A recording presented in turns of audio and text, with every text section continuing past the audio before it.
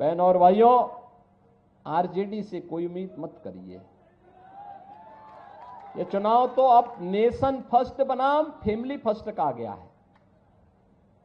और हम लोग तो सोच रहे थे कि अच्छा हुआ हम लोग फिर से एनडीए को बिहार के अंदर और सशक्त बनाने में हमें सफलता प्राप्त हो गई। अन्यथा बिहार के अंदर तो लालू जी के परिवार को ही सीट कम पड़ रही थी। आपने देखा होगा, वो परिवार तक ही सीमित रह गए। परिवार के बाहर सोच है ही नहीं। विकास भी होना तो परिवार का, सीट भी मिलनी है तो परिवार को ही मिलनी है, योजनाओं का लाभ भी लेना है तो परिवार को ही मिलना है। एक परिवार यहां भी है और एक परिवार यूपी में भी है। यूपी की जनता तो पहले ही उनको जवाब दे चुकी है और बिहार के लोगों को भी उस जवाब देने के लिए तैयार होना है। और इसी के लिए मैं आया हूं आपसे कहने के लिए कि बहनों और भाइयों, यूपी और बिहार का संबंध तो चोली दामन का संबंध है, कभी अलग न होने वाला संबंध है।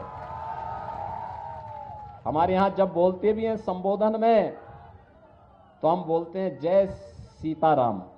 पहले माता सीता का नाम लेते हैं, तब राम का नाम लेते हैं। यही हमारा संबोधन है।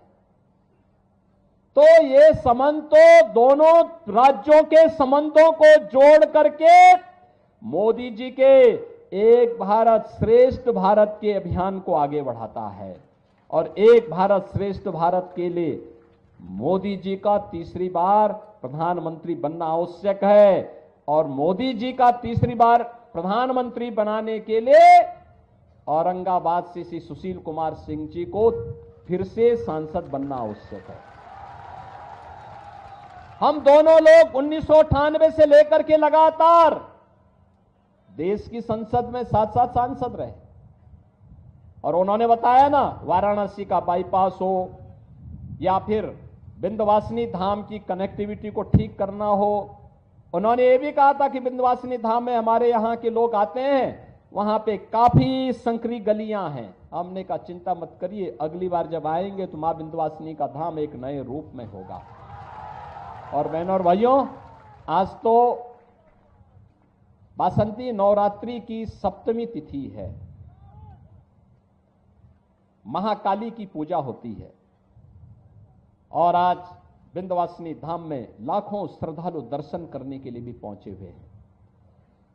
कोई समस्या नहीं है, क्योंकि हमने गलियारा इतना चौड़ा बना दिया है कि कहीं कोई 1 लाख नहीं, 2 लाख नहीं, 10 लाख लोग भी एक साथ आ जाएंगे, कोई किसी को समस्या नहीं होने वाली है। पहले काशी में 10 लोग एक साथ दर्शन नहीं कर सकते थे। आज काशी में 5 लाख, 6 लाख श्रद्धालु अगर एक साथ भी भगवान विश्वनाथ का दर्शन करने के लिए आता है, कोई समस्या नहीं, सभी लोग दर्शन करके जाते हैं। ये सब हो पाया है, मोदी जी का नेतृत्व है, तब संभव हो पाया है। बहनों और भाइयों, भारत की शासकता को कहां सम्मान मिलने वाला था। ये कांग्रेस के लोग क्या कहते थे? कहते थे, ये कांग्रेस आरजेडी के लोग क्या कहते थे? कहते थे राम तो हुए ही नहीं। ये राम के अस्तित्व पर संकट खड़ा कर, यानी ये लोग प्रश्न खड़ा करते थे।